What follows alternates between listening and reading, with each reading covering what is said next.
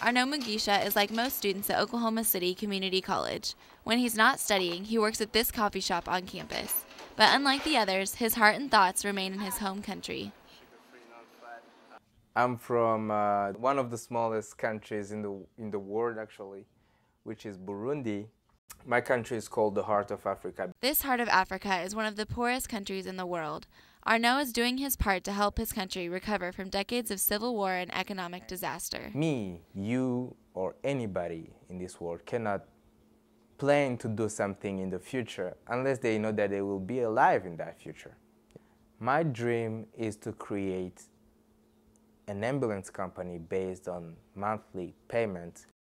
If employed, Arnaud's plan would provide much-needed emergency transportation in Burundi, a country where many are dying simply because they can't make it to the hospital. Arnaud has been working on this plan for over a year, but it is only part of his greater dream, becoming president of Burundi. So my dream is, first of all, to go to the people, provide them what they need, gain their confidence, look in front of them and say, here's who I am and what I've done for the country. I believe I can do more if I'm the head of, this country. For Arnaud, everything he's doing now is working towards that goal.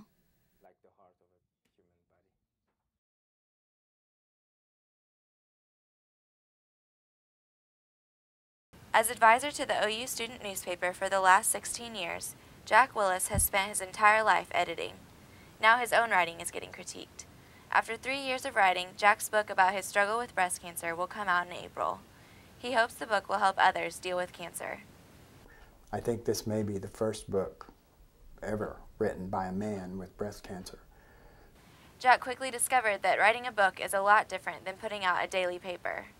I think the biggest obstacle in publishing a book is the time factor, because I've worked all my working life in newspapers, and you put out the newspaper the next morning. So it was very frustrating for me to have to wait 2 years to get the book published. Jack recently received the official draft and is eager to share his story with others. The moment I felt the mass, I knew it was cancer. I hoped it wasn't, but I knew it was. I felt petrified.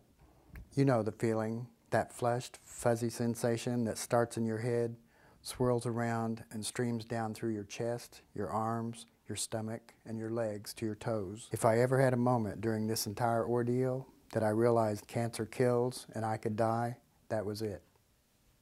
Until the book comes out, Jack's busy working on his first fiction novel. But he'll pause his writing efforts in April to celebrate the release of Saving Jack with family and friends.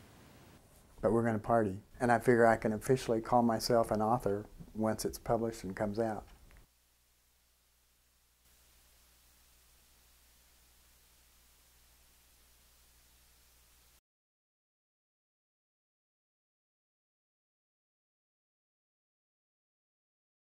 Jackie Miller has been running at least 8 miles a day for as long as she can remember.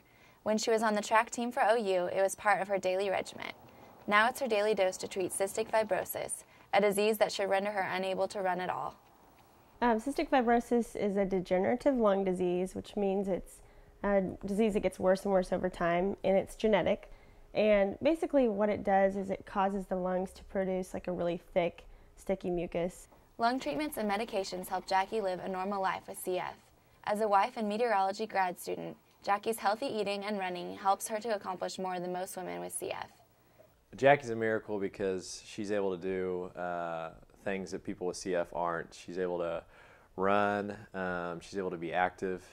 She hasn't had a stint in the hospital like most people with CF has, so she's just extremely blessed, and we realize that every day. Jackie says treatments for CF have come a long way since her and her sister were diagnosed with the disease at birth.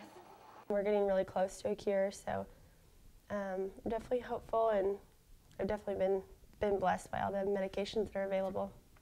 But Jackie has not only been blessed by the medication. Her and her husband are expecting a little blessing of their own in July.